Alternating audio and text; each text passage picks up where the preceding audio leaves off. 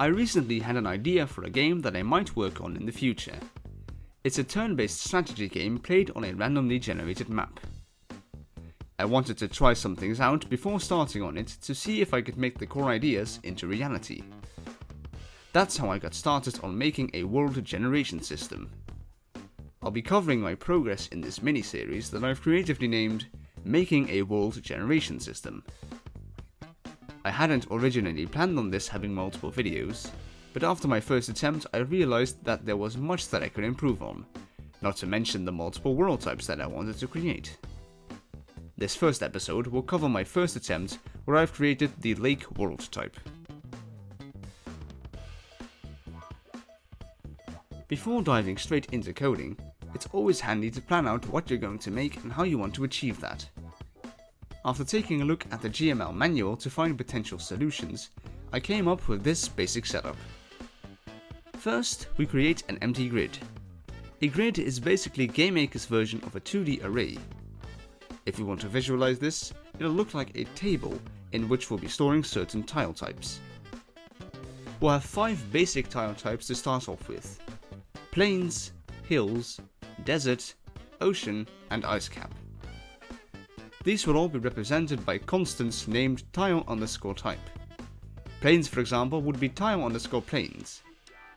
These constants are just integers, but it makes it easy to visualize in the code. To generate the world, we loop through every cell of the grid. We generate a random integer, and based on certain probabilities, a tile type will be calculated and placed in that cell. A tile object will also be created at the corresponding coordinates in the room. To have some sort of logic to this random generation, we create 3 different climates: cold, moderate, and hot. We determine what climate a tile is in by looking at how far the tile is away from the center of the grid, which is basically the equator of this world. The tiles closest to the equator will be in a hot climate. The tiles that are furthest away will be in a cold climate, and the tiles in between will be in a moderate climate. Cold climates have a high chance of spawning ice caps or oceans. Moderate climates have a high chance of spawning plains or hills, and hot climates have a high chance of spawning deserts.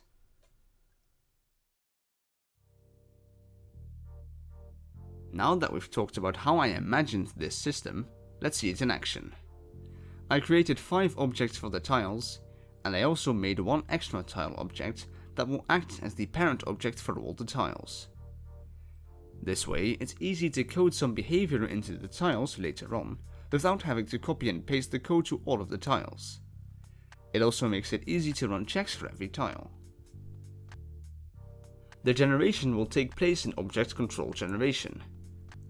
We start off by creating the grid and making a for loop that runs through every cell in the grid.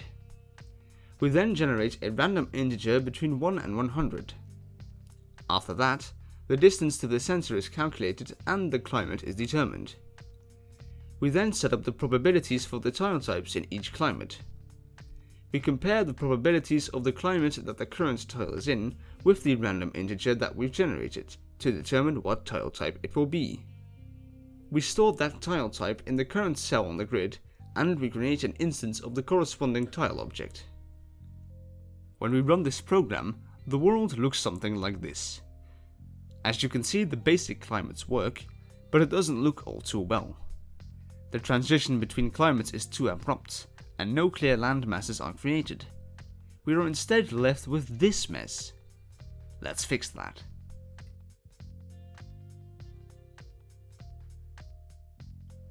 I hope you paid attention in maths class, because we're going to be working with quadratic functions to create more elegant transitions between the climates.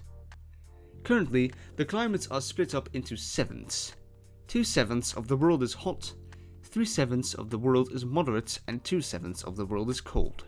So for my functions I will be using a domain of -7 until 7.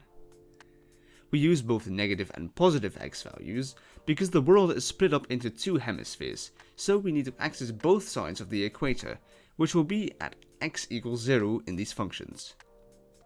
The range that I will be using is 0 until 10, where a y value of 0 means no chance of spawning, and 10 means maximum chance of spawning. Please note that 10 doesn't mean 100%. I later multiplied this 10 by a certain number. For example, I multiplied the 10 with 8 for the ice cap probability to make the maximum chance that an ice cap spawns 80%. After playing around for a bit, these are the two functions that I ended up using. The blue line represents the desert spawning probability, and the red line represents the ice cap spawning probability. As you can see, deserts have a high chance of spawning near the equator, and they stop spawning at about x is 2.5.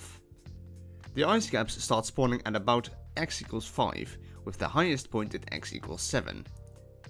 Yes, the function does go higher than that, but any value after x is 7 is not used in game. Now that we have the probabilities for the deserts and ice caps, we need to set the probabilities for the remaining 3 tile types. I do this by subtracting the desert and ice cap probabilities from 100 and splitting the remaining value into 3 numbers. 40% of the remainder is plains, 30% is hills, and 30% is oceans. With these new probabilities, the world generation looks like this. As you can see, the transition between the climates is a lot smoother than before.